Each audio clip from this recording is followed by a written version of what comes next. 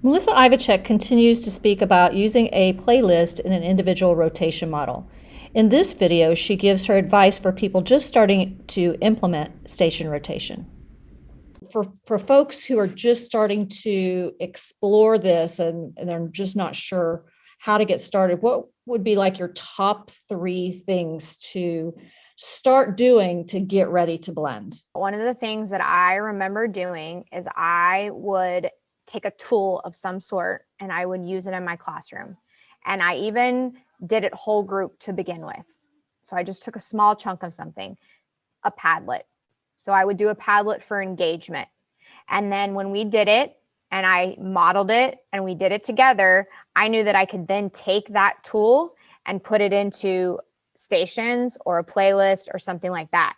So one of the things so I used to do Kagan strategies a lot. And so when I started Blended, I was like, I don't want to do away with my Kagan strategies. I love cooperative learning. But one of the things they teach you in Kagan is that if you don't introduce something to the whole group and you don't do it as a whole group, then don't do it.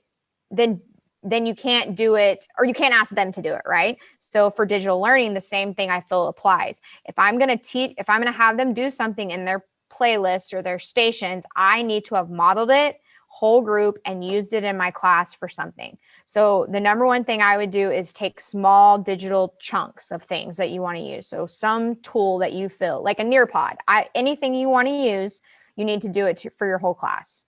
So anything in a station would be things that they have experience with and you're comfortable knowing that they can do it on their own. Yes. And that cuts down on some of your management in terms of them coming over and not knowing what to do.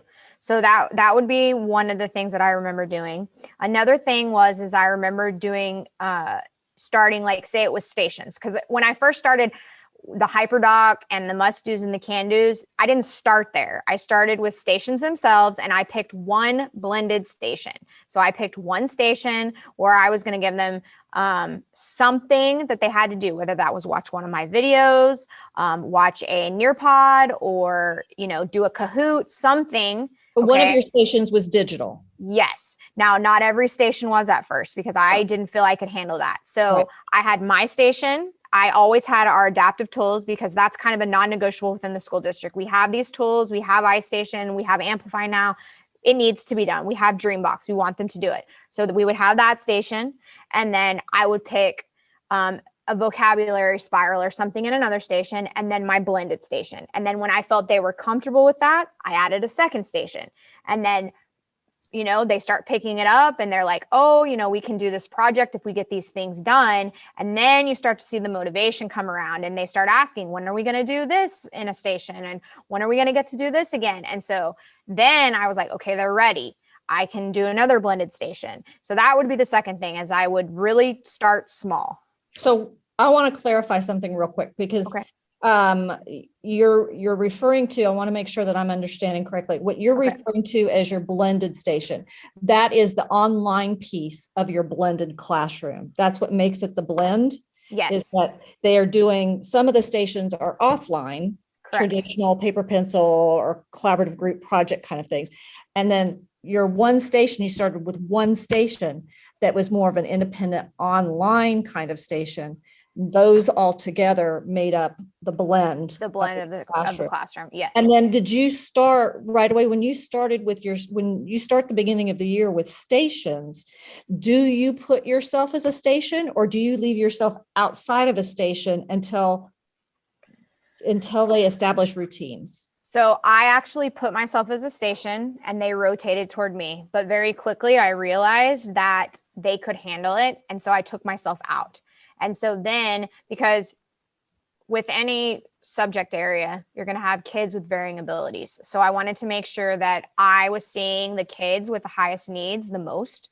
And so very quickly, once they kind of established those norms, I took myself right out of the stations because I wanted to make sure that my tier 3 kids, I'm seeing 2 to 3 times a week. And, my tier 1 kids, we're checking in, maybe they're doing literature circles, then they're going to do what they need to do. And so I knew very quickly, okay, rotations with me in it is not going to give me my biggest bang for my buck. I need to pull myself out.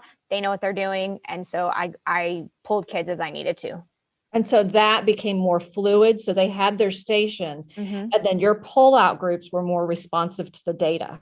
Yeah. So what I would do is well, so you would be pulled by teak, right? So if I had a group of kids that were having difficulty with context clues, that was the group that I was going to pull. And that could have been my highest reader and my lowest reader.